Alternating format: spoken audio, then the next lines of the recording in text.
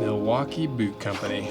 Okay, so it looks like they've got some more like Alden Indie kind of dressy, casual dressy styles. I don't think I've ever actually, I think they've redone their site since the last time I checked these guys out. Okay, got some, just like your classic heritage offering looks like, some service boot styles, some little penny loafers, some hiking boots, sneakers, some more dress shoes, pull-on boots. So it looks like it's, I thought it was all work oriented, probably just because I thought it was the Milwaukee tool company, but it's definitely not. Named for the figures and landmarks that have helped make Milwaukee what it is today, our boots are handcrafted nod to our city's wealth of industry and work ethic. They're made for those who crave real craftsmanship, those who work hard and are fearless when it comes to failure, for those who hold on to true grit, determination, and will be damned if their boots don't follow suit. Craft. In order to branch out, we went back to our roots. First, the leather tannery in the city of Milwaukee opened in 1842. Who's that? Is that Seidel?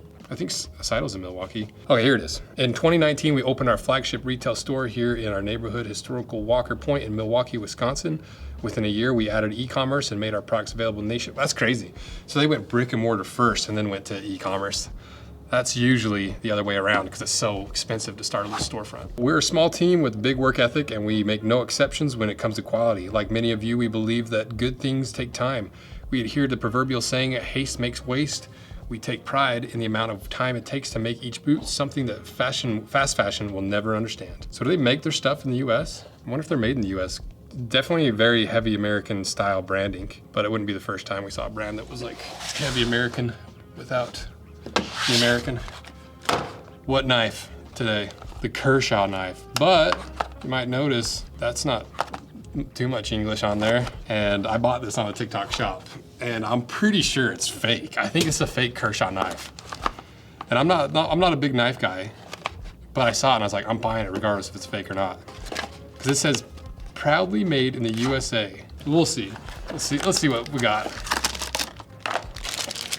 Because I had to buy this. Look at this thing. It fits my collection of Kershaw knives that are like auto folding, amber scales. Is it real or is it not? And it feels, it's really, really light. God, that almost tosses it out of my hand. But look how cool it is. Like butcher knife, you know? I love it. Let's see if we can find it online. Okay, Blade HQ's got one.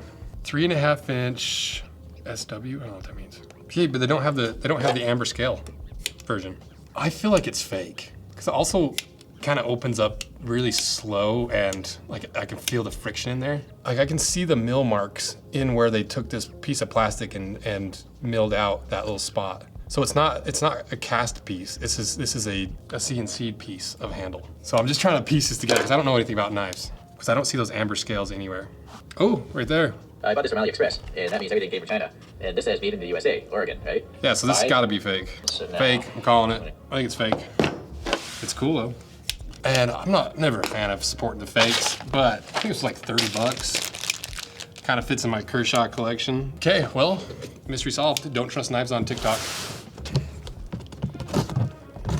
It'll still work for the unboxing though. We got 1, 2, 3, plus some merch. Let's look at the merch first. Some good Milwaukee stickers. Classic mock toe, love it. Nice little bag. Throw this in your car. Keep a little grocery bag with you at all times. Yes, nice little hat. I like it. Shirts, I'm an XL. If anyone out there ever wants to send me a shirt, always send an XL. That's a pretty cool shirt though. Super simple, got the little logo on there. Give that to one of the employees. It's a classic black tee. Ooh, I'm keeping this one. XL? Man, it's large. I can still wear it. Just doesn't fit the same. And some more stickers, some laces, and some more stickers. Nice. And a nice big bag. I don't know what moral code is. I always like get some merch. It's always fun wearing like industry merch on the channel. Okay, let's see what Milwaukee makes. This is the Fister cap in D insole. Okay. Let's see what kind of boots Milwaukee makes. Fister boots. Fister? Hardly know her. Ooh, look at that. Classic cap tail boot. That's a nice looking little boot. This looks like they got a full leather heel stack, leather welt. It looks like pretty decent leather. Fully leather lined. Comes with a removable insole. Looks like fiberboard underneath with a bunch of nails in the heel. Okay, how much are you? Okay, 265 bucks. That's about what you want to see even this with this quality. You know, this is near the Thursday quality where you usually see a pink fiberboard as the insole, and a lot of times, especially with Thursday, you'll see like a leather midsole, leather heel stack. So this is on par with one of the top brands in the world when it comes to quality, at least from the outside. You never know. It's hard to know until you see what's on the inside. Wait, where are they made? That's what I want to know. Made in India. Okay. I was wondering if they were made in a different country, especially at that price point. The Pfister has always stood for a timeless style and lasting durability. Now we've elevated our best-selling style with a more refined rubber outsole to offer a more sophisticated look without sacrificing the traction. Handcrafted with premium oiled pull-up leather, the Pfister develops a rich patina over time, making each pair uniquely yours. Inside, breathable liner, molded footbed, 360 Goodyear welt construction, fully resealable, water resistant, steel shank, cork filler. Yeah, it seems like a really good quality boot for the price. You know, this leather is a fairly soft leather, so you can see like some of the wrinkles and some of the, which like the pull up, I think it looks good. Like once you start really wearing these boots, it'll look really nice. Look how nice that pull up is. It's like a really nice orangey pull up. Day-night copycat outsoles. Not sewn through all the way, which is not uncommon for a dress boot. They say it's a true Goodyear welt, so I pulled the upper away. Yeah, I can see the stitches in there, I think. Pretty sure I see stitches in there. So I think they're right, 265 bucks. Goodyear welted boot with leather heel stack, leather midsole, leather lining. That seems like a pretty good deal, to be honest. Okay, this is the one I can't show you. I don't even really know what it is. They just told me not to show you. Okay, this is the Bradfords.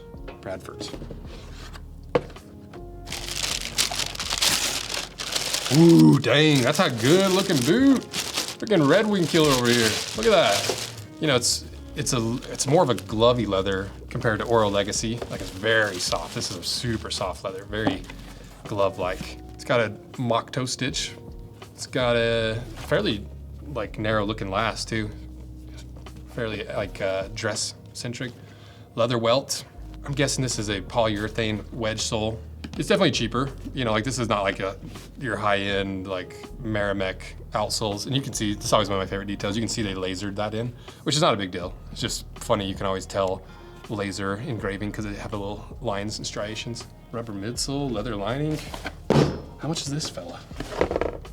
It's like a dressier version of Red Wing's classic mock. $265 as well, okay. Handcrafted, lined, and padded collar, the Bradford EVA sole, okay, so it's EVA, is welted to a premium leather upper with traditionally celebrated mock toe silhouette, a little color with the signature amber laces, padded collar, oh, it is a padded collar, huh. Very lightly padded, ortholite insole, cork footbed filler, or cork bed filler, 360 Goodyear welt. Nice, that's not a bad boot for 265 bucks. This insole is permanent though, so I don't really know what's underneath of there. This one's glued in, this one wasn't. This one also has a stitch line going around it. I don't know if it's a real stitch line or if it's just fake on the insole. Looks like a real leather heel counter. These look like they're really decent quality for the price. You know, there's obviously some cheaper components, like this is an EVA wedge sole. You know, it's not a Vibram, it's not like the top end Vibram. They're made in India. You know, the leather is a nice, soft, supple leather, but it's a more casual leather compared to like a really hardy, thick leather. I don't think it's bad though. I actually really like the leather. This is a cool little boot. I really like the counter design too. See how this counter comes up at an angle, it almost matches that angle. You know, it's unique. I'm really curious to cut one of these in half. So let's try them on, let's figure out what the sizing's like, because I've got a size 9.5, which is usually what I wear in like Pacific Northwest boots, and a 10. And I'm a 10 on the Brannock. Most Heritage boots I wear like a 9.5. And most sneakers I wear 10.5 to 11. What am I wearing? My Frankenstein denim from Naked and Famous. You see like the different stripes. Left hand twill, right hand twill. It's Chuck Taylors. So let's try the 9.5 first. 10 on the Brannock, 9.5 in most like Red Wings and Pacific Northwest boots. Okay, that seems close. Maybe a little bit too narrow or too short. So let's see what this 10 does. Whoa, that one feels weird. It's got like a really big heel cup in it. Okay, so 9.5 on one foot, 10 on this foot. I think if you like a more snug fit where like my toes aren't squished, but my toes are like it fits my foot. You know, I can't spread my toes out, but it's not crunching my foot. So if you like that kind of fit where it's a little bit more dressy, tight fit, I'd go half size down from your Brannock. If you just like a more traditional fit, it feels like you're not super wide, but you're not having your toes squished at all, true to Brannock is probably what I would go with. But I like having a little bit extra wiggle room because my toe on this one goes to there. Like that's like my big toe right there. My toe on this one goes to like there. So a very small difference, but I'd go true to Brannock if you like a more roomy fit, more just classic fit. If you like the tighter, more narrow toe box fit, go with half size down.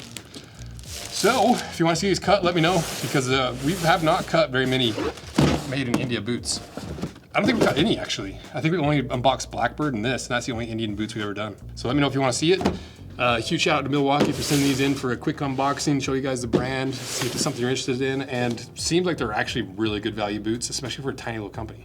They've only been around a handful of years, they do smaller batches. Pretty impressive. So thank you guys for watching. Let me know what you think of Milwaukee, which ones you want us to cut.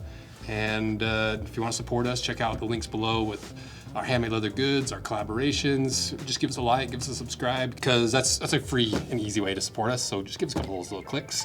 And thank you guys. See ya.